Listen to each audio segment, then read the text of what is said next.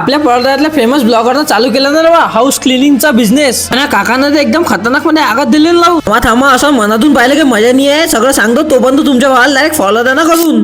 काय म्हणता मोठे हो, जय शिवराय. मी आलो होतो ना भाऊ फ्रेंच टाउन कॅफे इथं. थोडी खतरनाक मीटिंग चालू होती ना भाऊ क्रिएटर कट्ट्याची. ते कसं आपल्या पडद्यात पहिल्यांदा होतं भाऊ न्यू इयर पार्टी, आणि ते ऑर्गनाइज केलं होतं ना भाऊ क्रिएटर कट्ट्यानं. तर का तुम्ही माझा व्हिडिओ नशीन पाहिला तर घ्या ना एकदा आयडी मध्ये जाऊन पाहू. आपल्या पडद्यातला सगळ्यात फेमस ब्लॉगर म्हणजे ऋषी भाऊ, आणि त्यानं नवीन बिझनेस चालू केला बरं. ते तुमच्या तोंडानं ऐकून घ्या. तो अगर घर क्लीनिंग के लिए लगता है तो कृपया संपर्क करिए दीपेश गुप्ता से, रुचि गुप्ता से.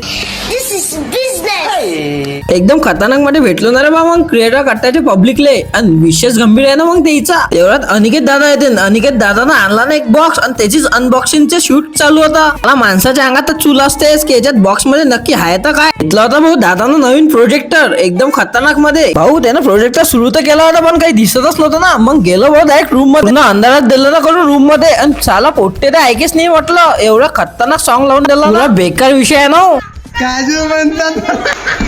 आपल्या पोट्टेले गेलं ना भाऊ एकदम खतरनाक मध्ये टाटा. आज होतं आपल्याला प्रमोशनचं एका शूट, त्याचसाठी आलो होतो भाऊ आपण एका रेस्टॉरंट मध्ये. काकाने एकदम खतरनाक मध्ये आगत दिलेलं. तर भेटू आता डायरेक्ट नेक्स्ट ब्लॉग मध्ये. साठी टाटा बाय नाथ कार्तिका. तुले काजू म्हणतात ना.